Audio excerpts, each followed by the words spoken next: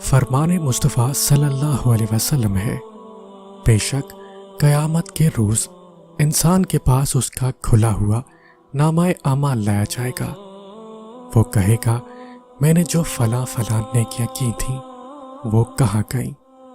کہا جائے گا تو نے جو غیبتیں کی تھیں اس وجہ سے مٹا دی گئیں۔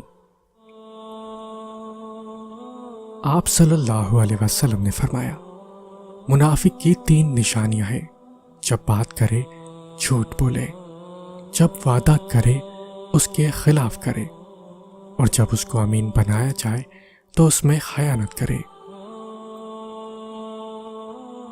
جو شخص اپنی زبان کو ایسی نیکی کے لیے استعمال کرتا ہے کہ جس پر اس کے بعد بھی عمل کیا جاتا ہے تو اللہ تعالیٰ اسے قیامت کے دن تک ثواب سے نوازتا رہے گا اور قیامت کے روز اسے پورا ثواب عطا کرے گا۔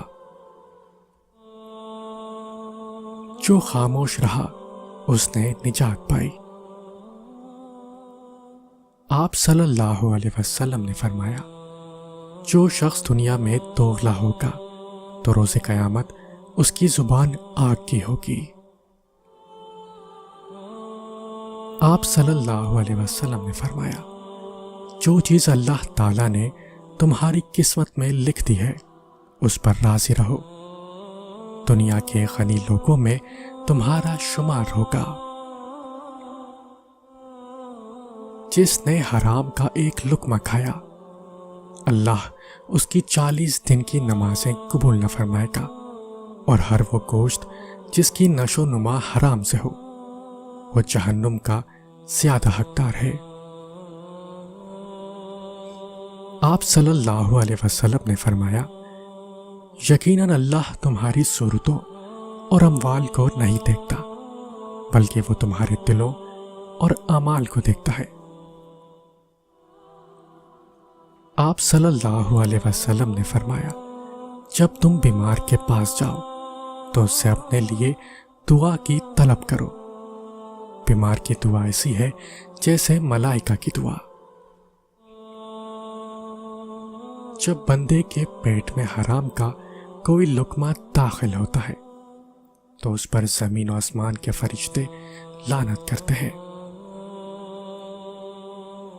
آپ صلی اللہ علیہ وسلم نے فرمایا جو کوئی اللہ اور آخرت کے دن پر ایمان رکھتا ہو وہ اپنے پڑوسی کو تکلیف نہ پہنچائے، اور جو کوئی اللہ اور آخرت کے دن پر ایمان رکھتا ہو وہ اپنے مہمان کی عزت کرے، اور جو کوئی اللہ اور آخرت کے دن پر ایمان رکھتا ہو وہ اچھی بات زبان سے نکالے ورنہ خاموش رہے۔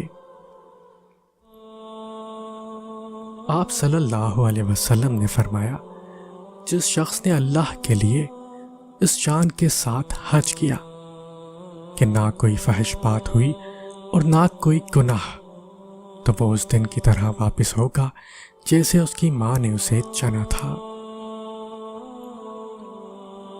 آپ صلی اللہ علیہ وسلم نے فرمایا 4 چیزیں بدنصیبی کی پہچان ہیں: آنکھوں کا خشک ہو جانا کہ اللہ کے خوف سے کسی وقت بھی آنسو نہ ٹپکے، دل کا سخت ہو جانا کہ آخرت کے لیے یا کسی دوسرے کے لیے کسی وقت بھی نرم نہ پڑنا، امیدوں کا لمبا ہونا اور دنیا کی لالچ ہونا۔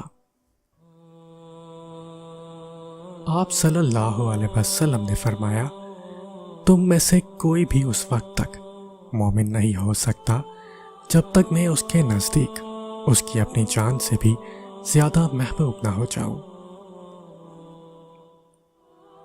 آپ صلی اللہ علیہ وسلم نے فرمایا جو دوسرے کو نقصان پہنچائے اللہ اسے نقصان پہنچائے گا، اور جو دوسرے کو تکلیف دے اللہ تعالیٰ اسے تکلیف دے گا۔ وہ شخص جو چھپا کر صدقہ دے روز قیامت اللہ کے عرش کے سائے میں ہوگا۔ فرمان مصطفیٰ صلی اللہ علیہ وسلم ہے قیامت کا عدل روپیوں پیسوں سے قائم نہیں ہوگا بلکہ نیکیوں اور گناہوں سے قائم ہوگا، جو نیکیاں تم بچا کر لائے ہو اللہ تعالیٰ وہ نیکیاں تم سے چھین لے گا اور مظلوموں کو دے دے گا، مظلوموں کے گناہ چھین لے گا اور تمہارے سر پر تھوپ دے گا۔ نبی صلی اللہ علیہ وسلم نے فرمایا، جب تم نماز کے لیے کھڑے ہو تو اسے الوداعی نماز سمجھ کر ادا کرو۔ نبی کریم صلی اللہ علیہ وسلم نے ارشاد فرمایا، اللہ فرماتا ہے، میرا بندہ جو میرے بارے میں گمان کرتا ہے میں اس کو پورا کرنے کے لیے اس کے پاس ہوتا ہوں، اور جب وہ مجھ کو پکارتا ہے تو میں اس کے ساتھ ہوتا ہوں۔ فرمان مصطفیٰ صلی اللہ علیہ وسلم ہے، جس نے لوگوں کے دلوں کو اپنے جال میں پھنسانے کے لیے عمدہ گفتگو سیکھی تو اللہ پاک قیامت کے دن اس کی فرض عبادات قبول نہ فرمائے گا۔ آپ صلی اللہ علیہ وسلم نے فرمایا، ہر چیز تقدیر سے ہے، یہاں تک کہ عاجز ہونا اور ہوشیار ہونا بھی تقدیر میں ہے۔ آپ صلی اللہ علیہ وسلم نے فرمایا، دعا نفع پہنچاتی ہے اور ان بلاؤں کو ٹالتی ہے جو نازل ہو چکی ہے، اور ان بلاؤں کو بھی جو ابھی نازل نہیں ہوئی، اس لیے تم لوگ دعاؤں کا اہتمام کرو۔ جو اللہ سے سوال نہیں کرتا اللہ اس سے ناراض اور ناخوش ہوتا ہے۔ آپ صلی اللہ علیہ وسلم نے فرمایا، آدمی بوڑھا ہو جاتا ہے لیکن اس کی دو خواہشیں جوان رہتی ہیں، ایک مال کی ہوس، دوسری لمبی عمر کی تمنا۔